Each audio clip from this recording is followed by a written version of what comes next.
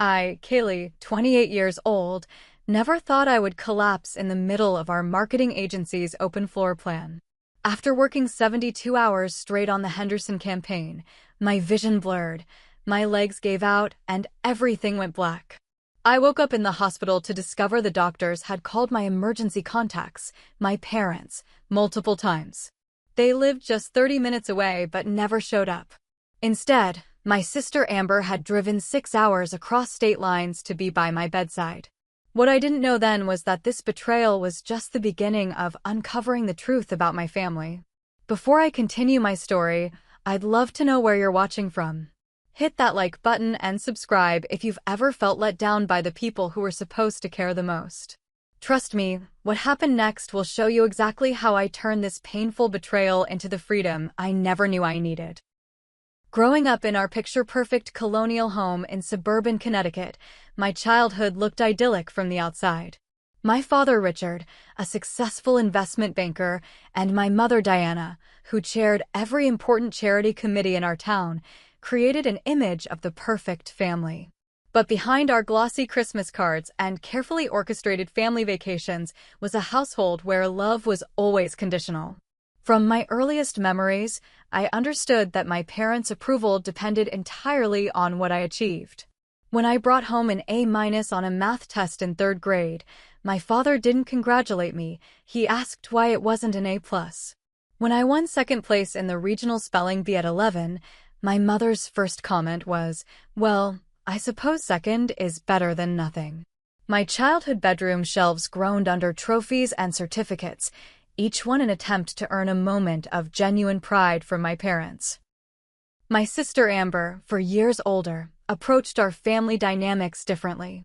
While I became the perfect daughter, studious, obedient, achievement-oriented, Amber questioned everything.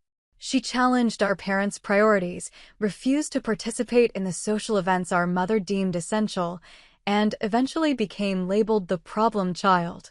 "They don't love us, Kaylee," Amber told me bluntly the night before she left for college. "They love what we represent to other people." I dismissed her words then, convinced that if I just worked harder, achieved more, I would finally earn the warmth I craved. When Amber moved out permanently at 18 after a massive fight with our parents about her disappointing choice of a state university instead of the Ivy League, our already limited relationship became even more distant. For years, we only saw each other at mandatory holiday gatherings, where Amber would arrive late, leave early, and spend most of her time avoiding our parents. Meanwhile, I followed the path laid out for me: prestigious private university, magna cum laude, and a high-pressure job at one of New York's top marketing agencies. Every achievement became another attempt to fill the emotional void my parents had created. I called them weekly with updates on my career progress. I visited monthly, sitting through lunches where my mother critiqued everything from my appearance to my apartment location. I sent thoughtful gifts for every occasion, which were acknowledged with perfunctory thank you texts. As I approached my late 20s, Amber and I began rebuilding our relationship. It started with occasional texts, then phone calls that lasted longer each time. I visited her in Philadelphia one weekend, and for the first time in years, I felt the freedom to be myself without constant evaluation. Amber had built a life completely separate from our parents' influence.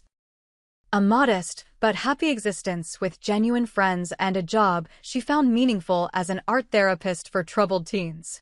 "You're killing yourself for people who will never be satisfied," she observed after I spent half our dinner answering urgent work emails. "When's the last time you did something just because it made you happy?" I couldn't answer her question. The truth was, I didn't know what made me happy anymore. My entire identity had become wrapped up in achievements that might finally make my parents proud. The weeks before my collapse had been particularly grueling. Our agency had landed the Henderson account, a major pharmaceutical company that could put our boutique firm on the map. As the lead strategist, I bore the brunt of the pressure. I started arriving at 6 a.m. and leaving after midnight. I skipped meals, subsisted on coffee and energy drinks, and ignored the increasingly concerning physical symptoms: the migraines, the heart palpitations, the dizzy spells. My body had been sending warning signals for weeks. The morning of my collapse, I'd woken up with my heart racing so fast I had to sit on the edge of my bed for 10 minutes before I could stand.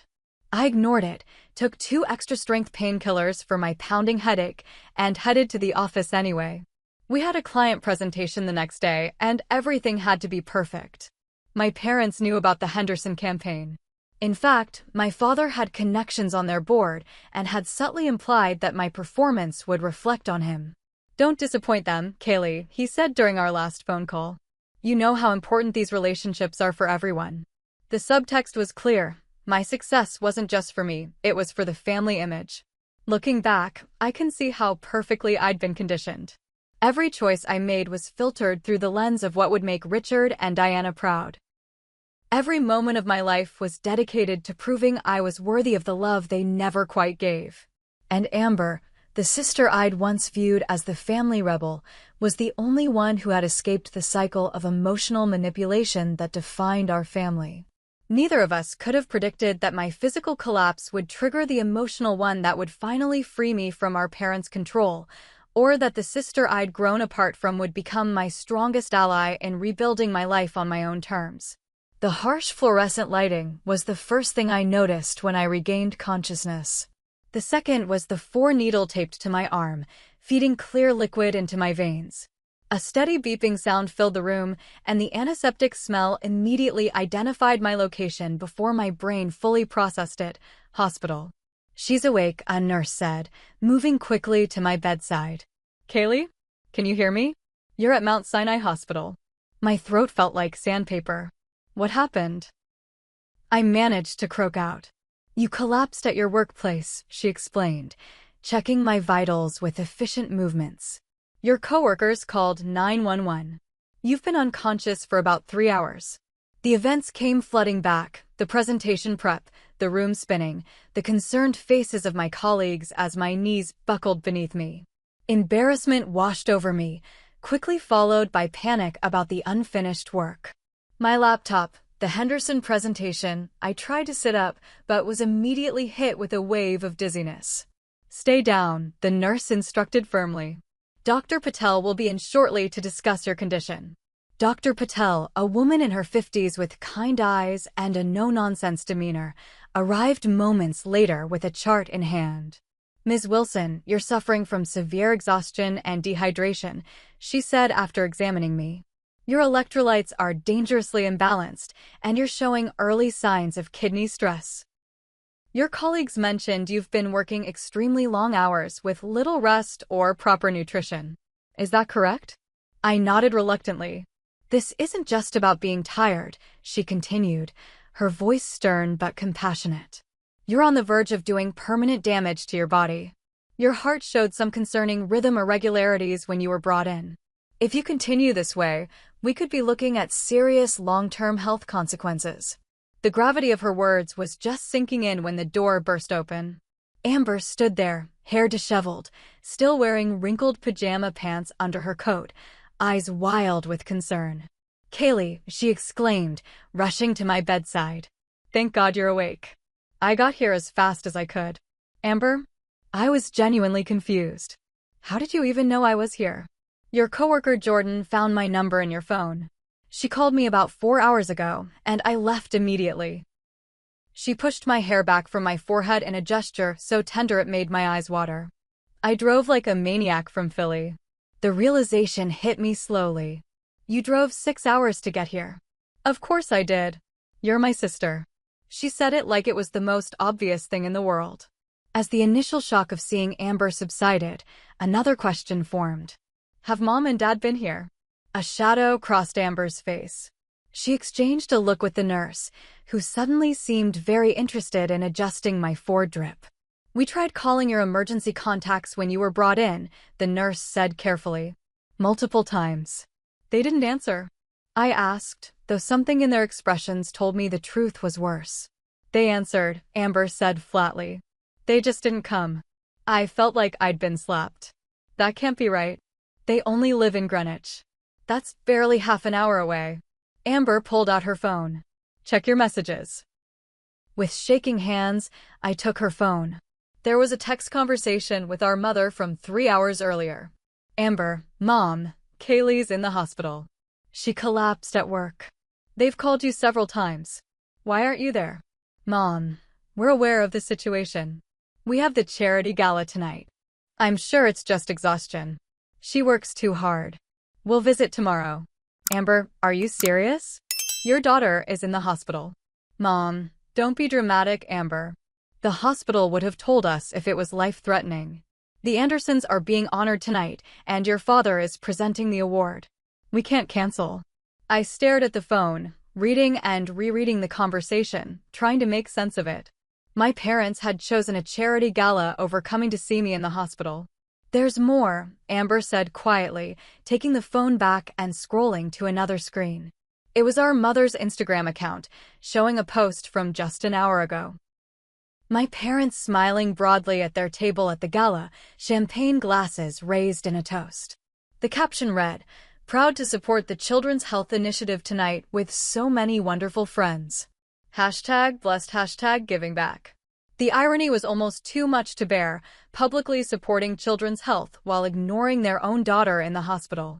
Maybe they just didn't understand how serious it was, I said weakly, still trying to make excuses for them. The nurse, who had been silent during this exchange, cleared her throat. "I spoke with your mother myself," she said. "I explained your condition in detail and emphasized that we recommended family be present." She said, and I quote, "Kaylee has always been prone to dramatics. Just keep her overnight for observation if needed." A cold feeling spread through my chest. Even now, lying in a hospital bed with medical equipment monitoring my vital signs, my mother had dismissed my health crisis as dramatics. "I need to see my phone," I said. Amber hesitated. "Kaylee, you need to rest. The texts will just upset you more. I need to see for myself." She reluctantly handed me my phone from my belongings bag. There were dozens of missed calls and messages from concerned coworkers. There was a brief text from my father sent 2 hours after I was admitted. "Your mother says you're in the hospital. Take whatever time you need to recover, but please keep Jordan updated on the Henderson presentation status." Not a word of concern about my condition. Not a question about how I was feeling. Just a reminder about work obligations. Dr. Patel returned as I was still processing this revelation. "We'd like to keep you overnight for observation and fluids," she said. "Your body needs rest, real rest, to recover." "I'll stay with her," Amber said immediately. "Are you family?" Dr. Patel asked. "I'm her sister." "Good. She shouldn't be alone right now." The doctor turned to me. "Ms. Wilson, when you're discharged, you'll need at least a week of rest before returning to work. I'll provide a note for your employer." After the doctor left, Amber pulled a chair close to my bed. "You're coming home with me tomorrow," she said, her tone leaving no room for argument. "I already talked to Jordan. She's handling the Henderson situation, and your boss agreed you need medical leave." "I can't just leave everything," I began. "Yes, you can," Amber interrupted. "And you will. Because if you don't, next time you might not wake up in a hospital. You might not wake up at all." As the reality of both my physical condition and my parents' response sank in, I felt tears burning behind my eyes. "They really don't care, do they?" I whispered. Amber took my hand. "They care about what you represent, about what you achieve. They don't care about you, Kaylee. Not the real you." She squeezed my fingers. "But I do. And it's time you started caring about yourself too." That night in the hospital, with my sister sleeping uncomfortably in the chair beside my bed while my parents attended a gala barely 30 minutes away, something fundamental shifted inside me. The carefully constructed justifications I'd built around my parents' behavior began to crumble. And in their place, a painful but necessary truth took root. The love and approval I'd spent my entire life chasing had never been available to me in the first place. Amber's apartment in Philadelphia was nothing like the sleek, minimalist space I'd created in New York. Her walls were covered with colorful artwork, some her own, some created by her teenage clients. Mismatched furniture that prioritized comfort over style filled the living room. Plants thrived on every windowsill. It wasn't perfectly curated or designed to impress, but it felt more like a home than any place I'd lived since childhood. "It's not much," Amber said as she helped me settle onto her couch, But the guest room has good light, and the building's quiet. It's perfect, I said, and meant it. After the sterile hospital room and my own apartment that sometimes felt more like a hotel suite than a home, the lived-in warmth of Amber's place was exactly what I needed. Dr. Patel had prescribed 3 weeks of medical leave, with strict instructions to prioritize rest, proper nutrition, and stress reduction. No checking work emails. No conference calls. No, just finishing up one little project. My body had delivered a warning, and if I didn't heed it, the next crisis might be far worse. For the first few days, I mostly slept. My body was making up for months, maybe years, of accumulated sleep debt. Amber worked from home when she could, quietly sketching at her dining table while I dozed on the couch, or preparing simple, nutritious meals that we ate together when I was awake. On the 4th day, as I was finally starting to feel human again, my phone rang with my mother's ringtone. I glanced at Amber, who gave me a look that clearly said, "You don't have to answer," but I picked up anyway. "Kaylee, darling," my mother's voice was bright and artificial. "How are you feeling? Ready to get back to work soon?" "No, I'm sorry we didn't come to the hospital." No acknowledgement of their absence.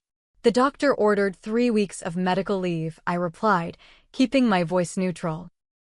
"I'm staying with Amber until I'm cleared to return." "With Amber?" My mother's tone shifted to disapproving. "Wouldn't you be more comfortable at home? Your old room is always available."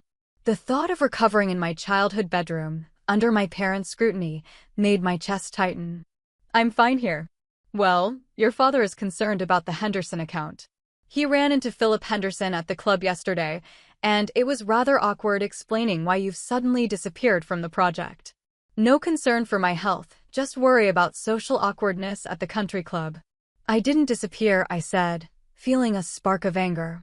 "I collapsed and was hospitalized. Jordan is handling everything." "Yes, well," my mother sniffed. "These things happen when you don't take proper care of yourself. Your father always says you push yourself too hard. You get that from my side of the family, I'm afraid."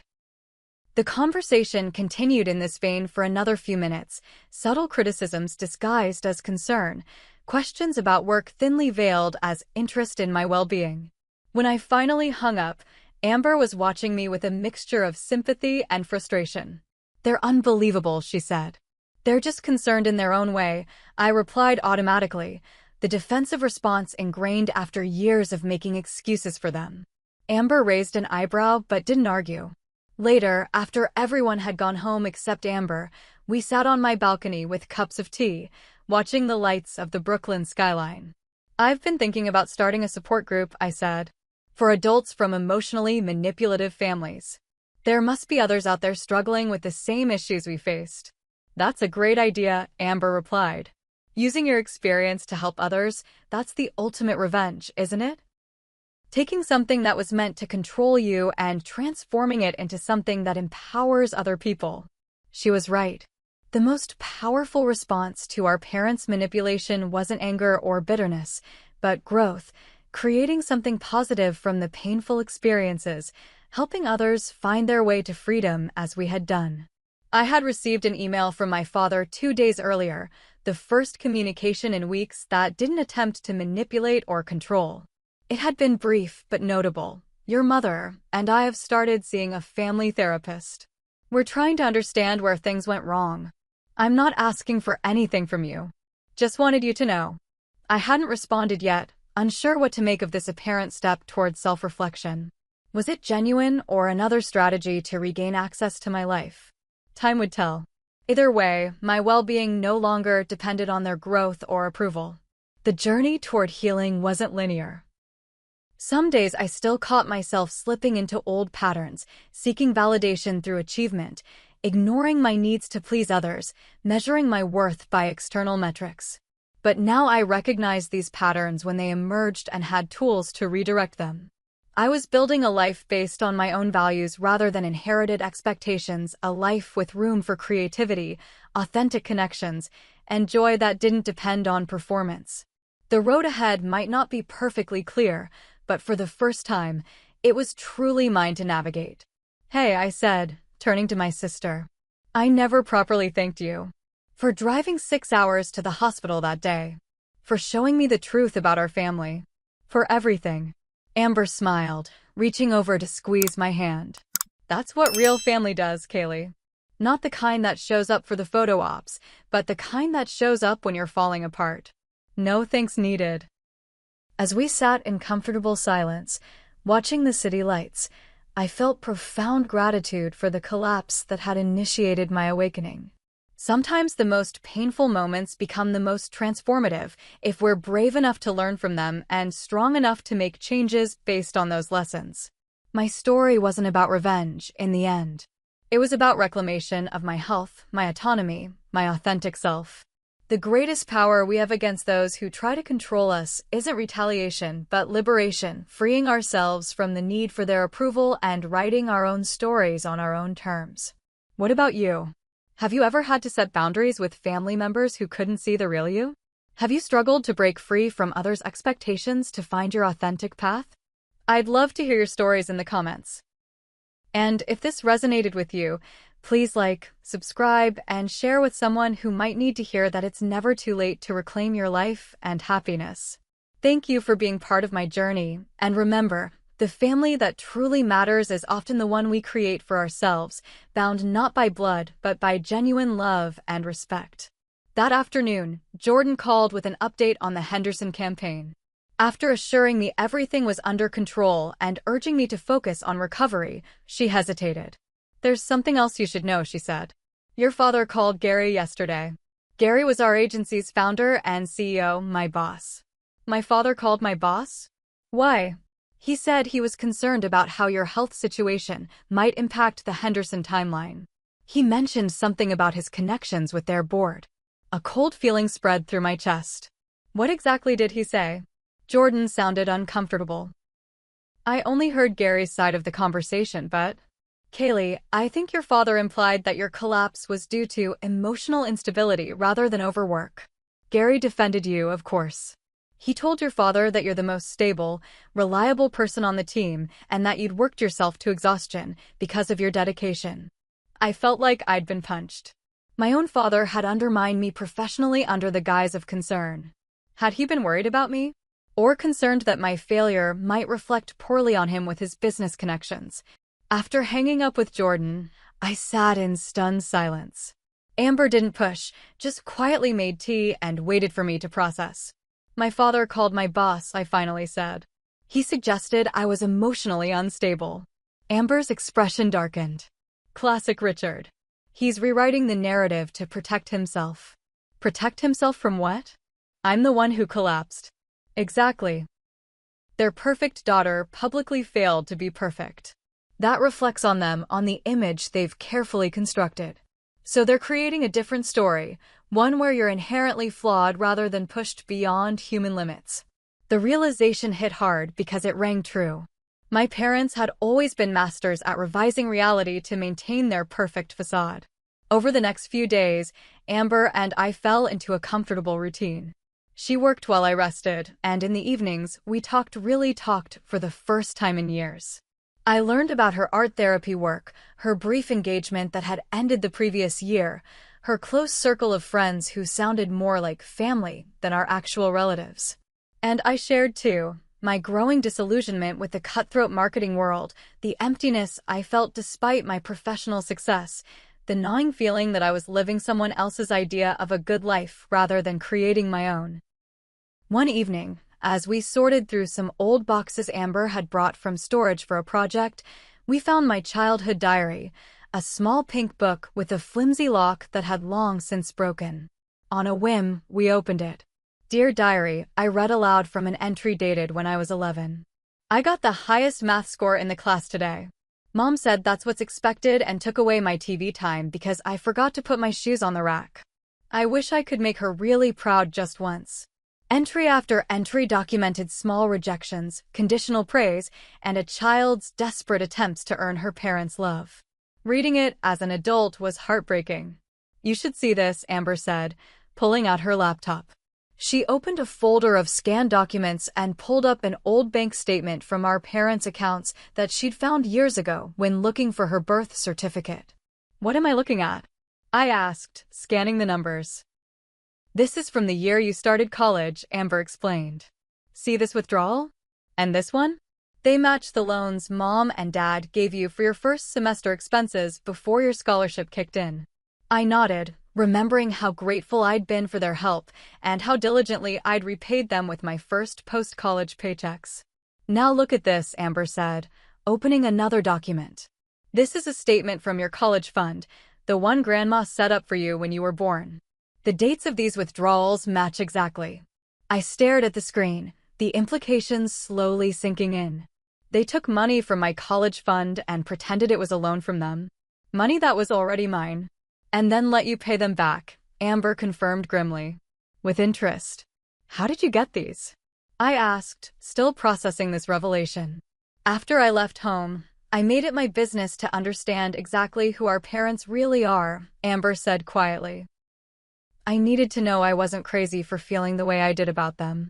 Once I started looking, the evidence was everywhere. She showed me more documents, emails, financial records, old letters, building a picture of calculated manipulation spanning decades. Our parents had borrowed from my trust fund multiple times without ever disclosing it, had taken credit for financial help that had actually come from our grandmother, had systematically isolated both of us from extended family members who might have offered different perspectives. Why didn't you tell me all this years ago? I asked, not accusingly but genuinely curious. Amber's expression was sad. Would you have believed me? You were still deep in it, Kaylee. You needed to see it for yourself. She was right. Until my collapse forced me to confront reality, I had been willfully blind to the truth about our family dynamics. I had needed to be the good daughter, the successful one, the one who made them proud. I'd built my entire identity around earning love that had always been conditional. What do I do now? I whispered, feeling adrift. My entire life had been oriented around pleasing my parents. Without that driving force, who was I supposed to be? Now, Amber said, taking my hand, you figure out what you want. Not what will make Richard and Diana proud. Not what looks impressive at their country club. What will make you, Kaylee Wilson, happy? It sounded so simple when she said it like that. Yet the prospect was terrifying. I'd never made a major life decision without calculating how it would affect my parents' approval. The thought of charting my own course, based solely on my own desires, was both exhilarating and deeply frightening. That night, I couldn't sleep. I sat on the windowsill in Amber's guest room, looking out at the Philadelphia skyline, and for the first time, I allowed myself to feel the full weight of my anger. Anger at my parents for their manipulation and conditional love. Anger at myself for being complicit in my own unhappiness for so long. And beneath the anger, something else was taking root: determination.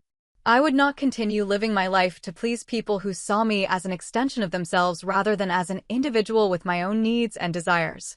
Somehow, I would find the courage to break free. 3 weeks after my collapse, I returned to my apartment in New York. The space felt different somehow, colder and more impersonal than I remembered. Had it always been this sterile, with its grayscale color scheme and minimal decor? Or had my time in Amber's vibrant, lived-in apartment shifted my perception? I ran my fingers over the pristine kitchen counter, realizing I'd rarely cooked here. The shelves held design books and industry awards, but few personal mementos. It was less a home than a showcase, another achievement to display, like the degrees and certificates carefully framed on my office wall. My return to the agency was both easier and harder than I'd anticipated. Easier because my colleagues welcomed me with genuine warmth. Jordan had organized a low-key breakfast gathering with my favorite pastries, and several team members had left handwritten notes on my desk. Harder because I found myself viewing the relentless pace and pressure with new eyes. Had the constant stress and 80-hour weeks ever really been worth it? Gary, my boss, called me into his office mid-morning. "It's good to have you back, Kaylee," he said, gesturing for me to sit. "How are you feeling?" "Much better," I replied. The break was exactly what I needed. "Good." He hesitated, clearly choosing his next words carefully. "I want you to know that your health comes first. We've restructured some of the account responsibilities while you were away. Jordan will continue as lead on Henderson, and we'd like you to focus on the Westbrook campaign for now. It's a smaller client, but still strategic." I felt a flicker of alarm. Has my performance been unsatisfactory? Not at all, Gary assured me. You're one of our strongest strategists. But after speaking with your doctor, and, frankly, after that concerning call from your father, I think it's best if we ease you back in. There it was again, my father's interference affecting my professional standing. I took a deep breath. What exactly did my father say to you? Gary looked uncomfortable. He expressed concern about your workload, which I appreciated. But he also suggested that your episode might have been related to emotional issues rather than simply overwork. He mentioned something about a family history. The anger I'd been cultivating during my recovery flared hot. There is no family history of emotional issues, I said, keeping my voice steady with effort. I collapsed because I worked 72 hours straight on the Henderson pitch. My doctor diagnosed severe exhaustion and dehydration, nothing more. That's what I figured, Gary nodded. Look, I've known you for 4 years. You're the most level-headed person on the team. I told your father as much. I appreciate that, I said, genuinely grateful for his support. And I understand scaling back my responsibilities for now, but I want to be clear that I'm fully capable of handling major accounts. Of course. This is temporary, just until you're back at full strength. I left Gary's office with mixed emotions. I was frustrated by my demotion, however temporary, but also felt a strange sense of relief. The Westbrook campaign would require maybe 50 hours a week instead of 80. Perhaps this forced step back was actually an opportunity to recalibrate my relationship with work. That evening, just as I was settling in with takeout and the first non-work-related book I'd picked up in months, my doorbell rang. When I checked the peephole, my stomach dropped. My parents stood in the hallway, my mother clutching a gift bag, my father checking his watch impatiently. For a moment, I considered pretending I wasn't home. But they would just come back another time. Better to face them now, when I was prepared. Kaylee, darling. My mother air-kissed both my cheeks as she swept in, surveying my apartment with her usual barely concealed disapproval. We thought we'd surprise you on your first day back. How are you feeling? I'm fine, I said, not moving to hug either of them. What brings you to the city? We can't visit our daughter without a reason, my father asked, though he was already checking his phone for messages. We brought soup, my mother announced, pulling a container from the gift bag. Homemade by Elsa. Elsa was their housekeeper, who had shown me more genuine affection during my childhood than either of my parents. Thank you, I said, taking the container. Would you like to sit down? We moved to my living room, the conversation stilted and artificial. My mother commented on my worrying weight loss. My father inquired about the Henderson account, frowning when I explained I'd been reassigned. Temporary setbacks happen, he said, in the same tone he'd used when I didn't make valedictorian despite having the highest GPA. The school had chosen the student body president instead. I'm sure Gary understands the situation. What situation would that be? I asked, unable to keep the edge from my voice. My parents exchanged a look. Your health situation, of course, my mother said smoothly. You mean when I collapsed from exhaustion after working 3 days straight? The exhaustion that sent me to the hospital, where you couldn't be bothered to visit me. The direct confrontation, so unlike my usual careful deference, clearly startled them. We've been over this, my father said dismissively. We had prior commitments that couldn't be changed. We knew you were in good hands. You chose a charity gala over your hospitalized daughter. Now, Kaylee, my mother's voice took on the patronizing tone she used when she thought I was being unreasonable. You're clearly still not yourself. This emotional response proves what your father told Gary. You're dealing with more than simple exhaustion. I felt like I'd been slapped. What exactly did you tell my boss, Dad? My father straightened, switching to his authoritative business persona. I simply expressed concern that your collapse might indicate underlying emotional instability. It's nothing to be ashamed of. Mental health issues are quite common these days. Mental health issues? I repeated incredulously. I don't have mental health issues. I have parents who value appearances over their daughter's well-being. Parents who call my boss to undermine me professionally rather than support me during a health crisis. That's enough, my father snapped. This is exactly the kind of irrational behavior I'm talking about. You've always been high-strung, Kaylee.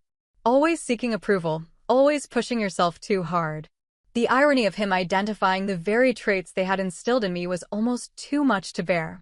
"We think you should consider moving back home for a while," my mother interjected, her voice gentle but firm. "Somewhere we can keep an eye on you." "Keep an eye on me?" I echoed. "I'm 28 years old. I don't need supervision." "Clearly you do," my father countered. "Your sister has always been a bad influence. 3 weeks with her, and you come back questioning everything, lashing out at the people who love you most." I laughed, a short, bitter sound. "Love me? When have either of you ever shown that you love me for who I am rather than what I achieve?" "We've given you everything," my mother said, genuine confusion in her voice. "The best schools, opportunities, connections. How can you question our love?" In that moment, I saw with painful clarity that my parents truly didn't understand the difference between providing material advantages and offering emotional support. In their worldview, success and status were the ultimate expressions of love. "I need you to leave," I said quietly. "Don't be ridiculous," my father began, but I cut him off. "I need you to leave," I repeated more firmly. "I'm tired, and this conversation isn't productive." My mother stood, smoothing her immaculate slacks. "We'll talk when you're feeling more yourself," she said, as if I were a child having a tantrum. "Oh, and I noticed you've rearranged some things since we were here last. The blue vase looks better on the entry table than the bookshelf." I froze. "When were you here last?" My parents exchanged another look, this one slightly guilty. "You were in our apartment while I was at Amber's?" The violation of privacy left me breathless. "We have a key for emergencies," my father said defensively. "We wanted to make sure everything was in order before you returned. You had no right to enter my home without permission." "Don't be dramatic, Kaylee," my mother sighed. "We're your parents." We were concerned.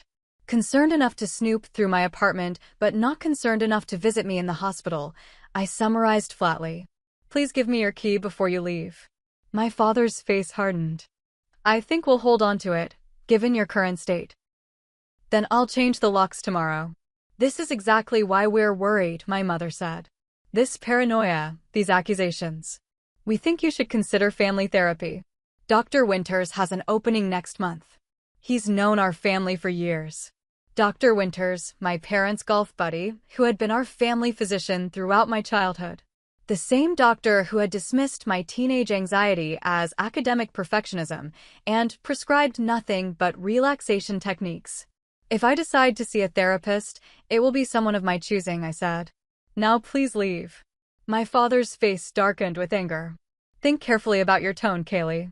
We've supported you in countless ways. The car we co-signed for. The connections that got you the interview at your agency. Actions have consequences." The threat was thinly veiled. "Fall back in line, or we'll withdraw our support."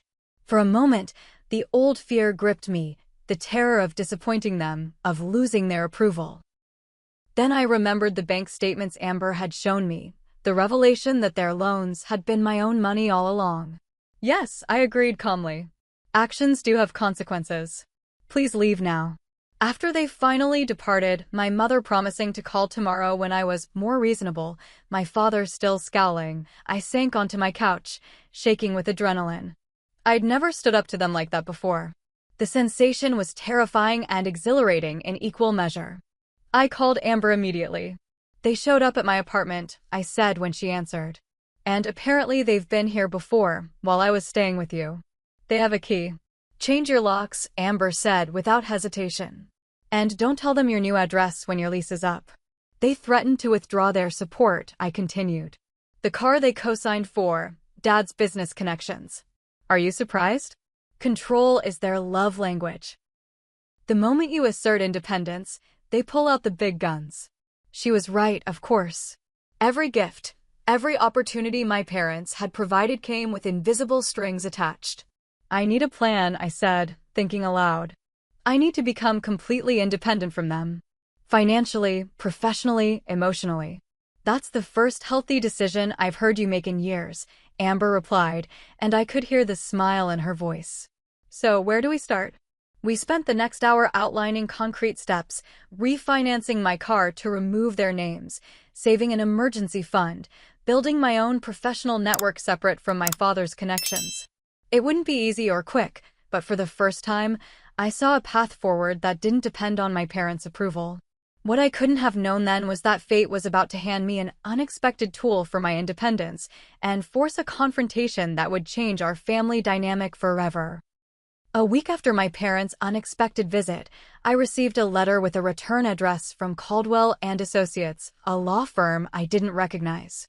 My first thought was that my parents had escalated their threats, perhaps consulting a lawyer about the car they'd co-signed for, or some other leverage they thought they held over me.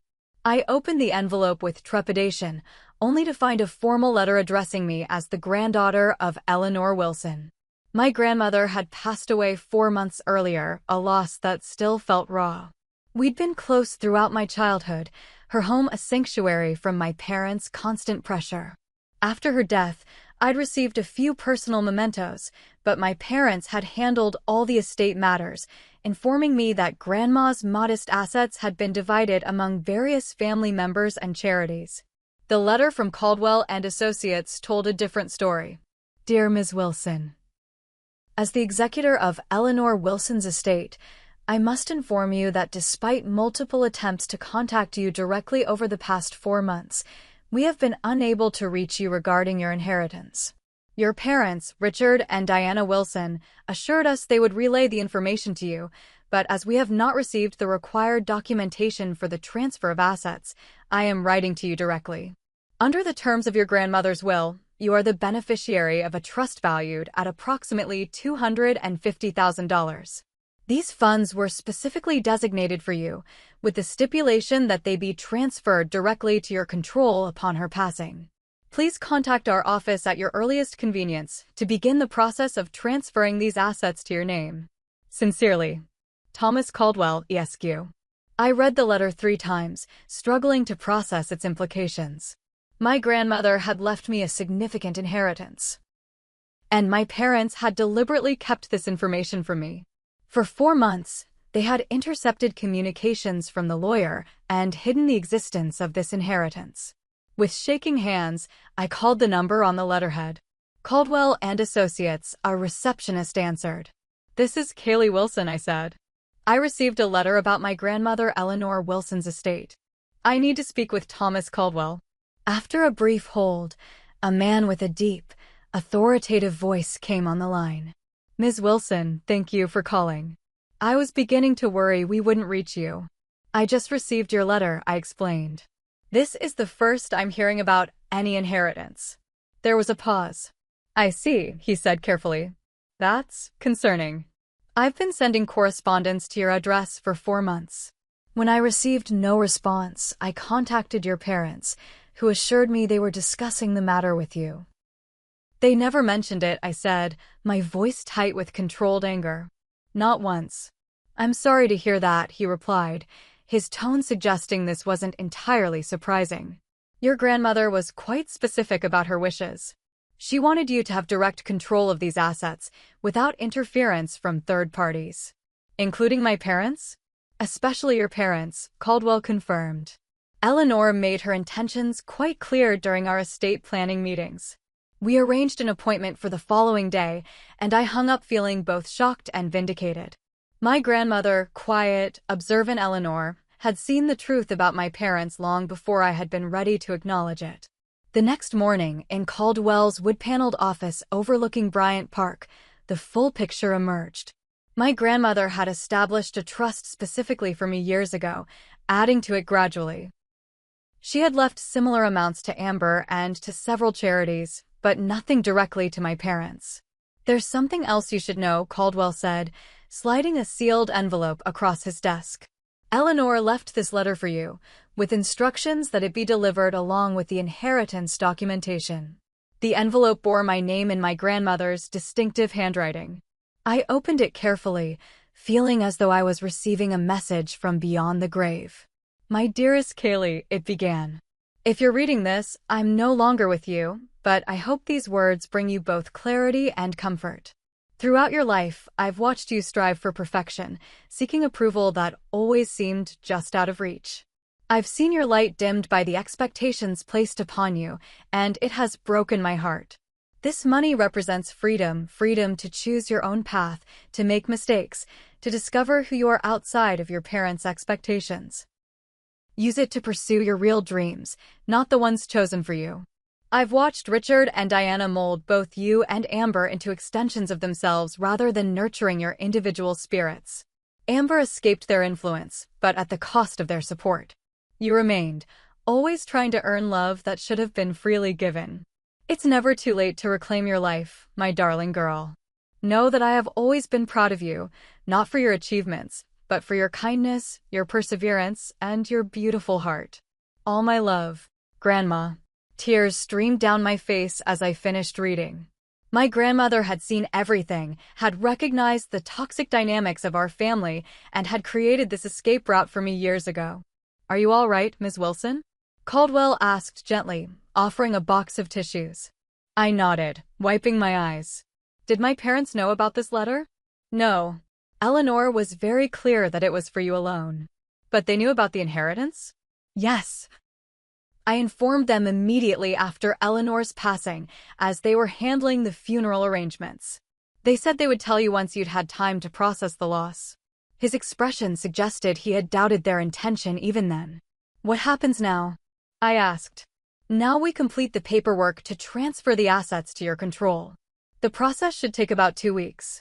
I would also recommend consulting with a financial advisor about investment options. As I left Caldwell's office, clutching a folder of documents and my grandmother's letter, I felt a strange mix of grief, gratitude, and determination. My grandmother's final gift wasn't just financial security, it was permission to break free from patterns that had constrained me my entire life. I hadn't planned to confront my parents immediately, but when my phone rang that evening and I saw my father's name on the caller ID, something inside me snapped. I answered before I could reconsider. I met with Thomas Caldwell today, I said without preamble. The silence on the other end was telling. Kaylee, my father finally said, his voice carefully controlled. We were planning to discuss that with you once you'd fully recovered. It's been 4 months since Grandma died, I replied. How much more recovered did I need to be? This hostility is unnecessary, he said stiffly. Financial matters are complex. We were waiting for the right time. The right time to tell me about a $250,000 inheritance specifically left to me? Or the right time to convince Caldwell to redirect those funds to the family trust you control? Another telling silence. He told you about that, my father finally said. Not a question, but a statement. Yes, he mentioned your multiple attempts to have the funds transferred to the family trust for my benefit. Fortunately, Grandma's will was explicitly clear about her wishes. Your grandmother didn't understand the complexities of wealth management, my father said dismissively. We were simply trying to protect you. Protect me? Or control me? This inheritance could ruin your work ethic, Kaylee. Sudden wealth often does. We've seen it happen countless times. The transparent manipulation might have worked a month ago. Now it just made me angry. Did you also try to protect Amber from her inheritance? I asked, already knowing the answer. Your sister has always been financially irresponsible, my father said. In her case, we had genuine concerns. Did Grandma include a letter with Amber's inheritance too? Another pause. I wouldn't know. But his tone told me he suspected such a letter existed, another truth they had tried to conceal. Why did you lie to me? I asked, cutting through the evasions. Why hide this for 4 months? My mother's voice suddenly joined the conversation. They were on speakerphone. We were concerned about the timing, darling. With your work pressure, then your episode, it didn't seem wise to add financial decisions to your plate. The convenient excuse might have sounded reasonable if I hadn't seen the pattern so clearly now. They had hidden the inheritance because it represented independence, the one thing they had systematically denied both their daughters. I've already signed the transfer documents, I said. The funds should be in my account within 2 weeks. This is a mistake, my father said, his voice hardening. That money should be managed as part of the family portfolio. We could challenge the will, you know. Argue that Eleanor wasn't of sound mind in her final years. The threat was so transparent, so desperate, that it almost made me laugh. Grandma was sharp until the end, and you know it. Besides, her lawyer has extensive notes documenting her wishes and her mental clarity. But go ahead and try if you want to publicly contest your own mother's will and expose our family drama to all your country club friends. I could almost see my father flinching at the thought of the social embarrassment that would cause. Let's not be hasty, my mother interjected smoothly. We all want what's best for Kaylee. Perhaps we could discuss this as a family, with financial advisors present. We know people who could help structure the inheritance advantageously. I'll be consulting my own financial advisors. Thank you, I replied. Kaylee, be reasonable, my father tried again. We've always managed the family finances. This confrontational attitude isn't like you. Maybe the real me is someone you've never bothered to know, I said quietly. After hanging up, I immediately called Amber. Did Grandma leave you an inheritance too? I asked without preamble. Yes, she confirmed. About $250,000. I received it a few months ago. I take it you just found out about yours. Today. They hid it from me, Amber. For 4 months. I'm not surprised, she said. They tried to convince Caldwell that I was financially irresponsible and the money should be protected in the family trust. When that didn't work, they tried guilt, said I was selfish for accepting my inheritance while abandoning the family. Did you get a letter from Grandma too? Yes, Amber's voice softened. She knew Kaylee. She saw everything. She set this up years ago, creating separate trusts for each of us that our parents couldn't touch. I thought about the bank statements Amber had shown me, the evidence of our parents' previous financial manipulations. Do you think they've been mismanaging other family funds?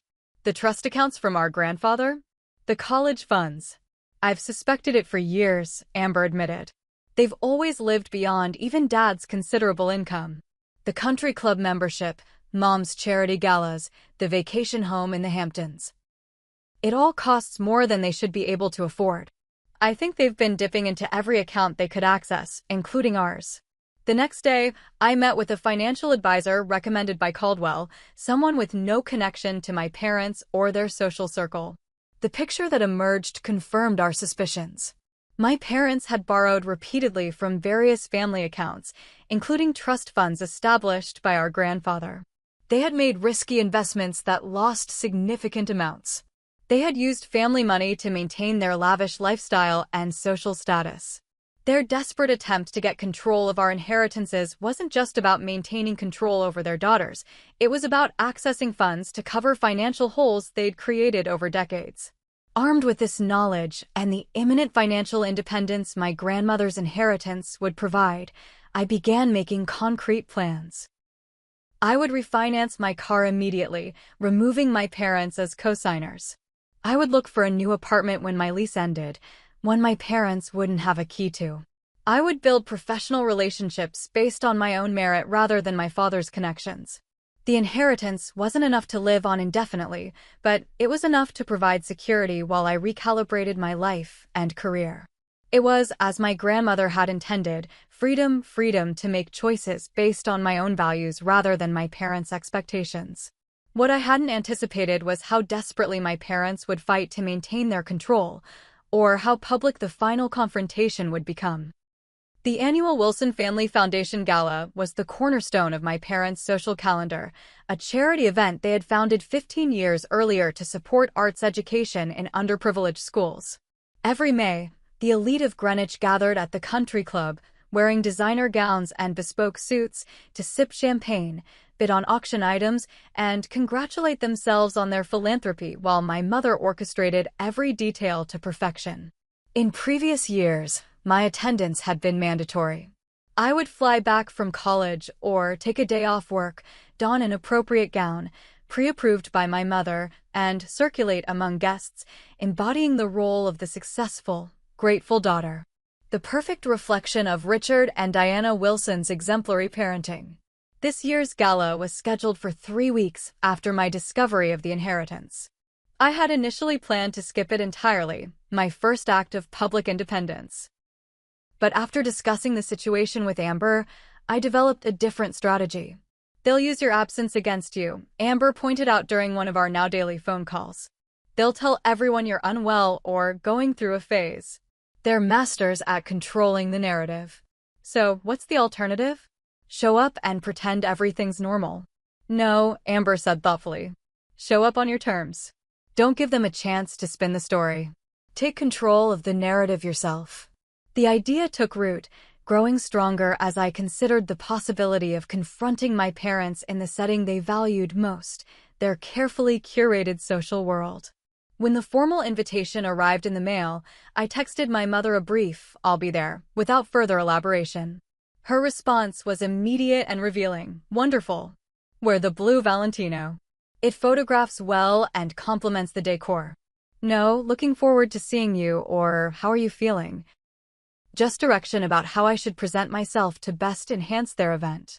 Over the next 2 weeks, Amber and I planned carefully. I gathered evidence of our parents' manipulations, financial records, emails, text messages showing patterns of control and emotional manipulation. I connected with my grandmother's oldest friend, Margaret, who confirmed that Eleanor had seen through my parents' facade years ago and had structured her will specifically to give both Amber and me a path to independence. Most surprisingly, I found an unexpected ally in Bradford Collins, my father's former business partner who had been a fixture at family events throughout my childhood. I ran into him at a coffee shop near my office, and his genuine concern about my health led to a candid conversation. "I've known your parents for 30 years, Bradford said, his weathered face serious beneath silver hair. "I've watched how they've treated you girls. It wasn't right, Kaylee. I should have said something years ago. Why didn't you?" I asked, not accusingly, but with genuine curiosity. He sighed heavily. "I told myself it wasn't my place to interfere in how people raised their children. But the truth is, I was a coward. Your father can be vindictive when crossed, as I discovered when I questioned some of his financial decisions at the firm." Bradford agreed to attend the gala, his first since retiring 5 years earlier, and to support me if needed. "It's time someone stood up to Richard and Diana," he said. "I'm ashamed it wasn't me, but I'll damned well stand behind you when you do it." The night of the gala, Amber came to my apartment to help me prepare. Instead of the blue Valentino my mother had specified, I wore a striking red gown I'd purchased specifically for the occasion, a color my mother considered attention-seeking and had always discouraged me from wearing. "You look amazing," Amber said as I finished my makeup. "How do you feel?" "Terrified," I admitted. "But also free? Like whatever happens tonight, I'm finally making my own choices." Amber, who hadn't attended the gala in years, wouldn't be coming with me. We agreed her presence might escalate tensions before I was ready. But she helped me rehearse what I wanted to say, reminding me to stay calm and focused regardless of how our parents responded. "Remember," she said as I prepared to leave, "they only have the power you give them. No matter what happens tonight, you get to decide what role they play in your life going forward." I arrived at the Greenwich Country Club 45 minutes after the gala's official start time, late enough to make an entrance, but not so late as to draw negative attention. The grand ballroom was decorated in my mother's signature understated elegance: white flowers, crystal accents, subtle lighting that flattered the predominantly older crowd. I spotted my parents immediately. My mother, resplendent in a navy gown that complemented the event's color scheme, was speaking animatedly with the mayor's wife. My father stood nearby, one hand in his pocket, the other holding a tumbler of scotch as he laughed at something the bank president was saying. Their expressions when they saw me were a study in conflicting emotions: initial relief that I had shown up, followed by dismay at my choice of dress, then quick recalibration as they remembered they had an audience. My mother reached me first, air-kissing my cheeks while whispering, "I specifically said the blue Valentino." "I decided red suited me better," I replied, loud enough for nearby guests to hear. My father joined us, placing a proprietary hand on my shoulder. "Kaylee, good of you to make it. The Hendersons were just asking about you. I told them you've been taking some time off to recuperate." "Recuperate?" I echoed. "Is that how you're describing it?" His grip on my shoulder tightened slightly. "Let's not discuss family matters here," he said, his smile never wavering. For the next hour, I circulated through the gala as expected, accepting concerned inquiries about my health with brief, non-committal responses. I noticed my mother watching me anxiously from across the room, clearly worried about what I might say to their friends and associates. The confrontation I had planned came after dinner, during the brief lull before the charity auction began. I found my parents near the bar, speaking with Bradford Collins, whose presence had clearly surprised them. Bradford was just telling us how unexpected it is to see him here after all these years, my father said as I approached, a slight edge to his jovial tone. Not as unexpected as discovering my grandmother left me a significant inheritance that you've been hiding from me for 4 months, I replied, keeping my voice level but clear. The surrounding conversations didn't quite stop, but they noticeably quieted. My father's smile became fixed, while my mother's eyes widened in alarm. "Kaylee, darling, this isn't the place," she began. "I think it's exactly the place," I interrupted. "You've spent my entire life training me to maintain appearances, to never air family business in public. It's the perfect way to ensure your behavior goes unchallenged." A small circle of space had cleared around us as nearby guests pretended not to listen while straining to hear every word. "You're clearly still emotional from your breakdown," my father said, loud enough for others to hear, attempting to establish the narrative of my instability.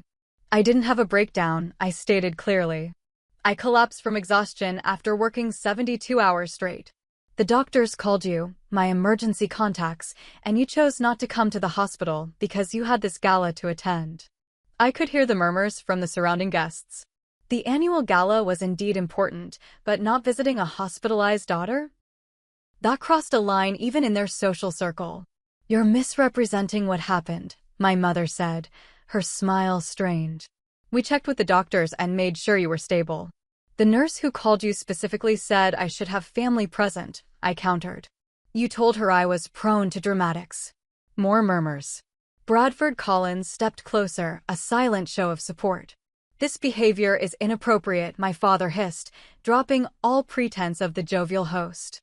"You're embarrassing yourself and, more importantly, damaging the foundation's image. That's always been your primary concern, hasn't it? The image.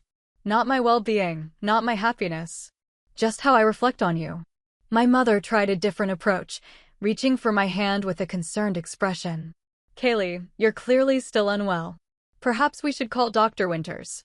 "I'm not unwell," I said, gently but firmly removing my hand from hers. For the first time in my life, I'm seeing things clearly. I've spent 28 years trying to earn love that should have been unconditional.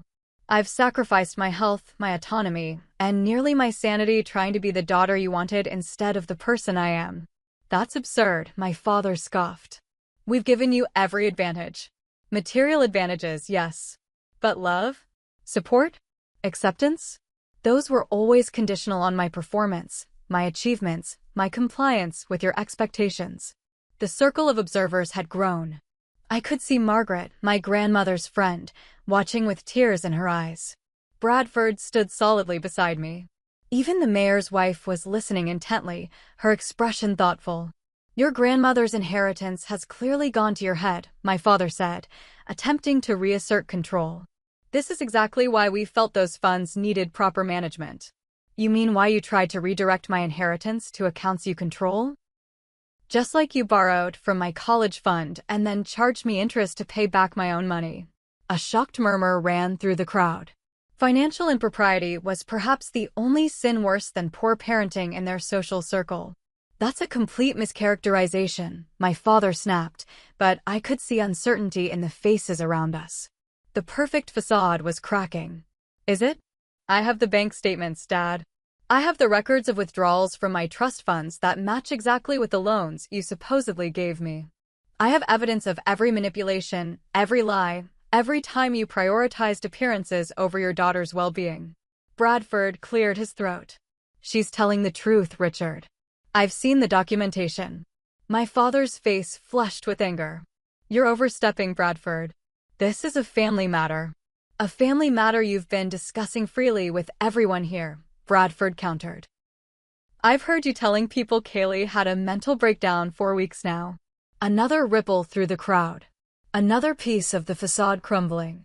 "Kaylee has always been high-strung," my mother tried, addressing the onlookers directly now.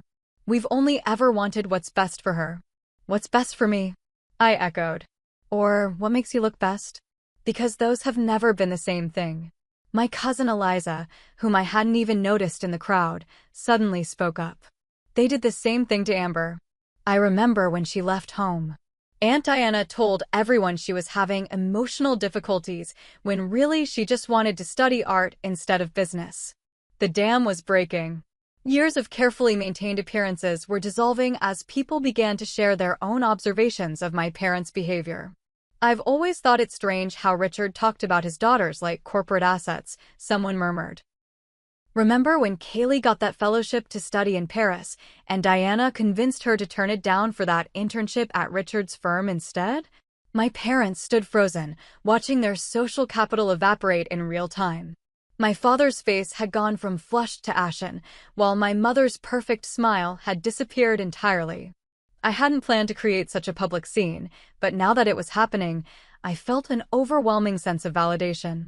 These people, my parents' friends, associates, and peers, had seen the truth all along. They had just never spoken it aloud until now. "We should continue this discussion privately," my father finally said, attempting to regain control of the situation. "No," I said simply. "I'm done with private discussions that allow the cycle to continue. I'm done pretending everything is fine when it isn't. I'm done sacrificing my well-being to maintain your image." I turned to address the gathered guests directly. "I apologize for disrupting the gala. The foundation does good work, and the arts programs it supports are valuable. My issues with my parents don't change that." I looked back at my parents. "I'll be leaving now. Please don't follow me or come to my apartment. I'll contact you when I'm ready to discuss what kind of relationship, if any, I want to have with you going forward." With that, I turned and walked toward the exit, my head high despite the tears threatening to spill. Bradford followed, offering to walk me to my car. Margaret hurried after us, enveloping me in a hug that smelled like my grandmother's perfume. "Eleanor would be so proud of you," she whispered. "She saw your strength even when you couldn't." Outside in the cool May evening, I took my first full breath in what felt like hours. My phone was already buzzing with messages from Amber, anxious to hear what had happened. As Bradford walked me to my car, he chuckled softly. "I've been attending Richard and Diana's social functions for 3 decades, he said. "That's the first real conversation I've ever witnessed." The description was so absurdly accurate that it startled a laugh from me despite the emotional turmoil. Years of perfectly orchestrated social interactions, carefully maintained facades, and strategic relationships, and it had taken just 15 minutes of honesty to crack the foundation of my parents' carefully constructed world. I drove away from the country club feeling lighter than I had in years, despite the uncertainty ahead. For the first time in my life, I had spoken my truth without filtering it through the lens of my parents' expectations. Whatever happened next would be on my terms, not theirs.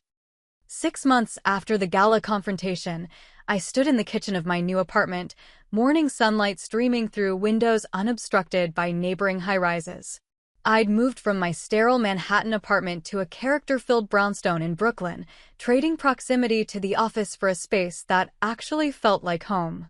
The walls, once gallery-white, now displayed colorful artwork, some purchased from local artists, some created by Amber, and one special piece painted by my grandmother years ago that I'd rediscovered in storage. Mismatched furniture chosen for comfort rather than aesthetic coherence filled the living room. Plants thrived on every windowsill, their care a grounding daily ritual I'd come to cherish. My phone chimed with a calendar reminder, meeting with Jessie, 10 a.m. Jessie Chin was my newest client at the boutique marketing agency I joined 3 months earlier after resigning from my previous position. The smaller firm focused on nonprofits and socially responsible businesses, with a commitment to work-life balance that would have seemed ludicrous to my former self. I worked 40 hours a week instead of 80, for somewhat less pay but immeasurably greater satisfaction. Part of my inheritance had gone toward launching a side business I'd dreamed about for years, but never pursued, a digital platform connecting small arts organizations with marketing professionals willing to provide pro bono or reduced-rate services. It wasn't profitable yet, but it was growing steadily, fueled by my genuine passion rather than external expectations. Amber had moved from Philadelphia to New Jersey 2 months ago, close enough for weekly visits, but far enough to maintain our independent lives. Our relationship had deepened into a friendship I treasured, built on mutual respect and shared understanding of our unusual childhood. She had recently started dating someone new, a kind-hearted teacher who made her laugh, something I'd rarely seen during our formative years. My relationship with our parents had shifted into something I carefully managed rather than endured. After the gala, they had made multiple attempts to regain control, first through angry calls and texts demanding I fix the damage I'd caused to their reputation, then through flying monkeys in the form of family friends urging reconciliation, and finally through tearful appeals from my mother about family loyalty. When those approaches failed, they'd shown up unannounced at my old apartment, fortunately after I'd moved, sent expensive gifts with manipulative notes attached, and even attempted to contact my new employer under the guise of concern about my workload. Each attempt had been met with the same clear, calm response. I would engage with them only on my terms, with boundaries firmly in place. I had drafted a letter outlining those boundaries: limited contact, no unannounced visits, no interference in my career or finances, and mandatory acknowledgement of past harmful behavior before any deeper relationship could be rebuilt. Many family members had reached out after the gala, some to offer support, others to express shock at revelations that contradicted the perfect family image my parents had projected for decades. Cousins I'd barely known growing up became unexpected allies. Aunts and uncles divided into camps, those who had always seen through my parents' facade and those who still believed their narrative of having an ungrateful, emotionally unstable daughter. The social consequences for my parents had been significant. Several charity boards had quietly asked my mother to step down. My father's invitations to exclusive golf foursomes had dwindled. The perfect image they had spent decades cultivating had been irreparably tarnished. Part of me felt guilty about this fallout. They were still my parents, after all, and causing them pain had never been my goal. But as my therapist, Dr. Mara, decidedly not my parents' friend Dr. Winters, helped me understand, I wasn't responsible for the natural consequences of exposing unhealthy behavior. I hadn't destroyed their social standing. Their own actions had done that once brought to light. The therapy journey had been both challenging and transformative.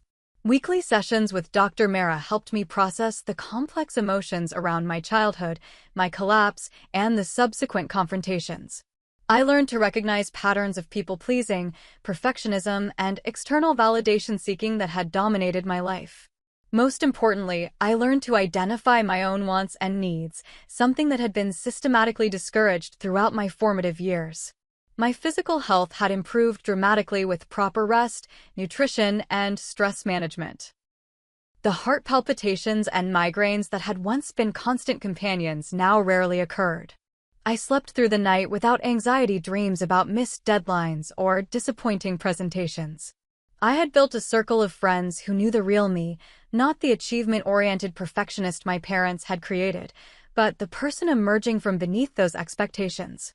Some were former colleagues who had reached out after my departure from the agency.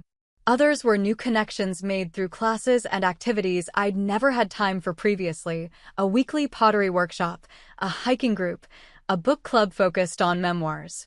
Together, these people formed the chosen family that provided the unconditional support my biological family never had. We celebrated birthdays and achievements, supported each other through difficulties, and enjoyed simple pleasures like home-cooked dinners and movie nights without the constant undercurrent of evaluation and judgment that had characterized my family gatherings. The doorbell rang, interrupting my reflections. Amber stood on my doorstep, holding a small gift bag and wearing a broad smile. "Happy actual birthday," she announced, stepping inside to hug me tightly. Today marked my first birthday celebrated on the actual date, rather than on the weekend most convenient for my parents' schedule and suitable for maximizing social impact.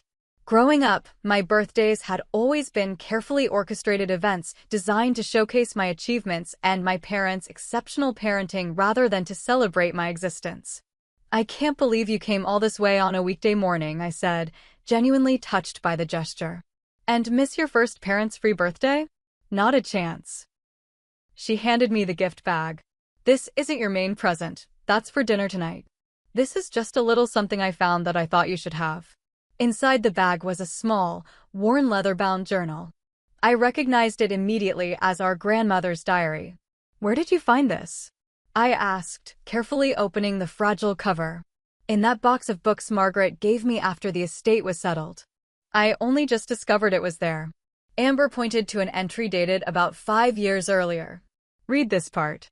The neat, familiar handwriting brought an immediate lump to my throat.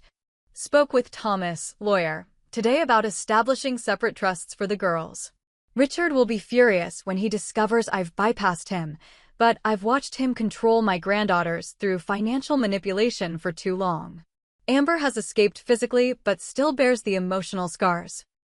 Kaylee remains enmeshed in their toxic expectations, trying so hard to earn love that should be freely given. I may not live to see Kaylee break free as Amber has done, but I can provide the means for her independence when she's ready to claim it. The money isn't the point, it's the choice it represents. The freedom to decide who she wants to be without Richard and Diana's influence hanging over every decision. I see her true self beneath the perfect facade, her compassion, her creativity, her genuine desire to help others rather than simply impress them. Someday, I hope she'll see it too. Tears blurred my vision as I finished reading. My grandmother had created my escape route years before I'd been ready to acknowledge I needed one. She had seen me, the real me, when I had been too busy performing to know myself. She knew, I whispered. She understood everything. She did, Amber agreed, her own eyes damp. And she'd be so proud of who you're becoming now. That evening, we celebrated my birthday with a small gathering at my apartment, just Amber, her new boyfriend Mike, my closest friend from the new agency, and 2 friends from my pottery class. We ate takeout from my favorite Thai restaurant, drank wine, and shared stories without a formal seating arrangement or my mother's carefully chosen centerpieces.